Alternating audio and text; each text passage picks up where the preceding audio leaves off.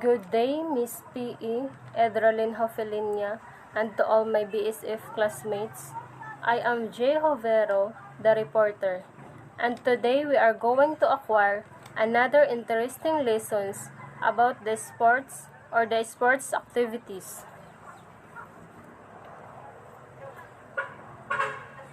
Sports is all forms of usually competitive physical activity which through casual or organized participation aim to use, maintain, or improve physical ability and skills while providing entertainment to participants and in some cases the spectators. There are two examples of sports activities such as volleyball and basketball, and I'm the one presented the volleyball. History of volleyball sports. Originally known as Mentonet, volleyball was the brainchild of American William G. Morgan, who came up with the idea for the new sport since 1895.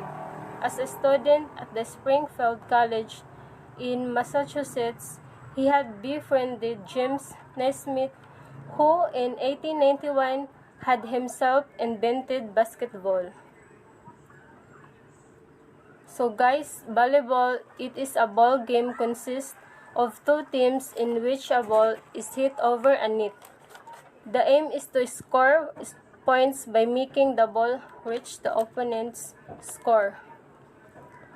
So in playing volleyball, players are required to serve, pass, sit, attack, block, and dig the ball. And playing volleyball develops good balance, quick reflexes, and flexibility. So these are the basic role in playing volleyball games. In each team, there are 6 players, 3 on the front row and 3 on the back row. Minimum of 3 hits per side. Player may not hit the ball twice in succession. A block is not considered a hit. Ball may be played off the net during a volley and on a serve. And the ball hitting a boundary line is in. So kanina, the basic role, and now the 6 basic skills in playing volleyball. The first one is to serve. It is an attempt to drive the ball into the opponent's court. So kanina alam natin because basic naman iyon. Andito magbibigay ako ng some examples in good player at the local. So in serving, good server is Michelle Cove from De La Salle University. And there are 2 basic serve, the underhand serve and the overhand serve. Second is pass or passing. The ability to prevent the ball from touching one's court by bumping or passing the ball. So how to pass? First, the player need to bend their knees for ready position.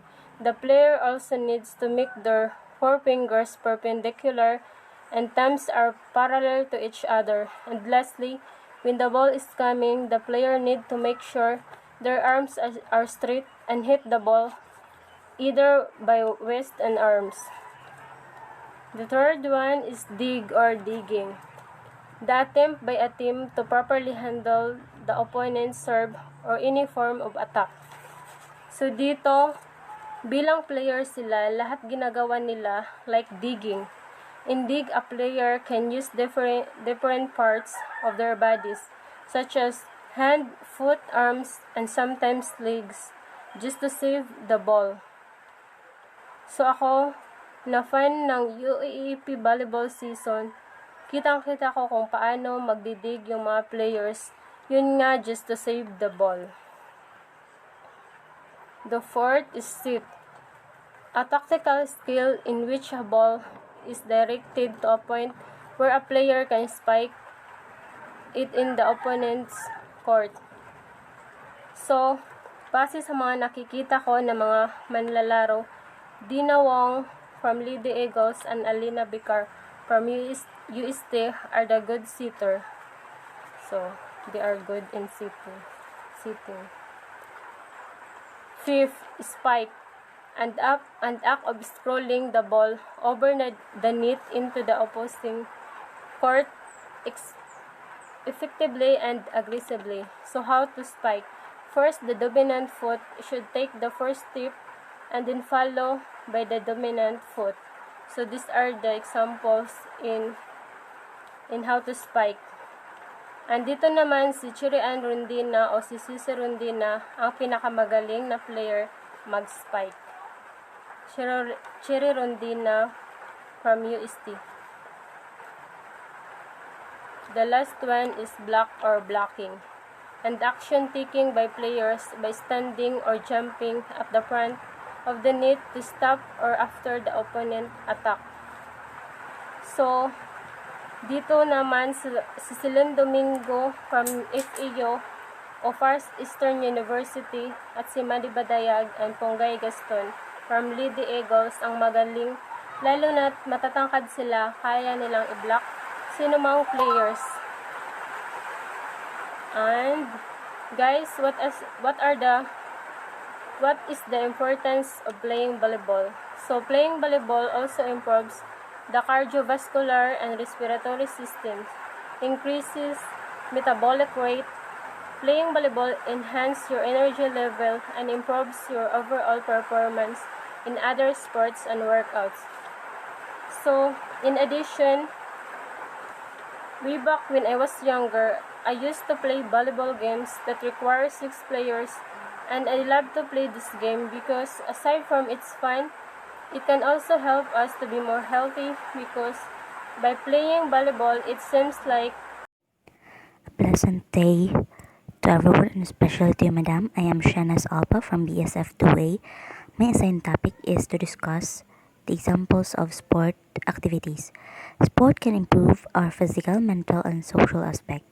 It enables us to showcase our abilities, skills in a particular sport as to competitive and entertainment purposes. A great example of that is the basketball. History. It was invented in 1891 by Dr. James Naismith, a Canadian of Scottish descent at Springfield College, Massachusetts, which aims to score highest points through shooting the ball into the hoop or the basketball ring. The basketball is the very known and most played sport around the globe. There are 5 basic skills of basketball. The dribbling is a very important skill for all basketball players. The shooting, in order to score points in basketball, you need to shoot the ball into the hoop. Running, as we can observe on the basketball game, the player run throughout the game. Passing is another skill that when mastered can help you become a complete basketball player. Learn how to pass the ball onto your teammates in order to score. The jumping for rebounding and layup or passing the ball for scoring purposes. How can playing basketball improve your social skills? It improves communication skills. It improves social or teamwork. That's a very important factor in this game or in winning the game. It teaches how to manage conflicts, improves decision-making skill, your technique or wise plan in engaging this game. Able to build strong sense of community, to know more on your team and adjust to the environment. And the more you do things that you love, it will boost your confidence too, especially to the audience or in front of many, and prevents drug abuse. Definitely, it will help you physically and mentally fit and healthy and make your time in a right and purposeful way. The rules in playing basketball. When a player has the basketball, there are certain rules they must follow. The player must bounce or dribble the ball with one hand while moving both feet. The basketball player can only take one turn at dribbling.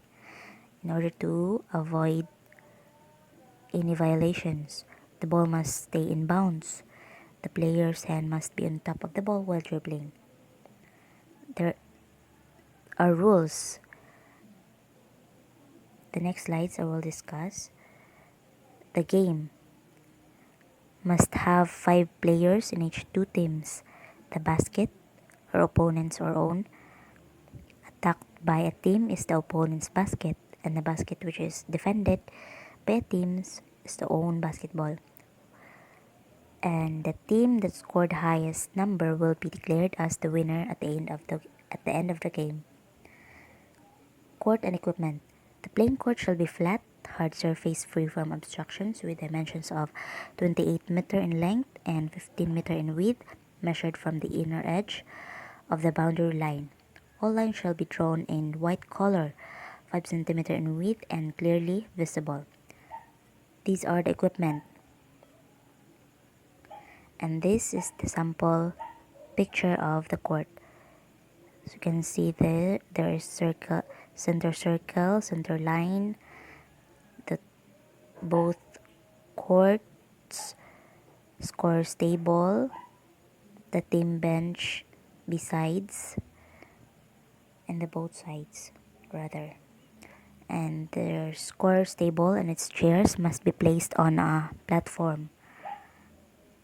The substitution chairs, team bench area, and the announcer or the statisticians can be seated at the side or behind the scores table. Team.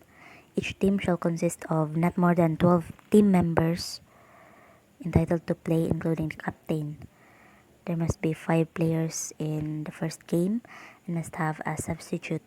The uniforms. Shirts of the same dominant color front and back.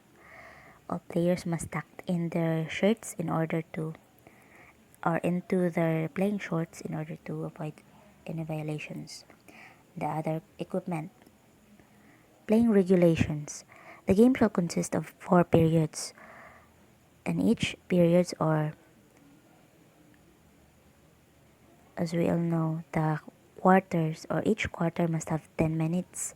There shall be intervals of play of 2 minutes between the first and second period or the first half, and between the third and fourth period is second half, and before extra period or the overtime. There should be a half-time interval of play of 15 minutes. So after the first half, there must be a break.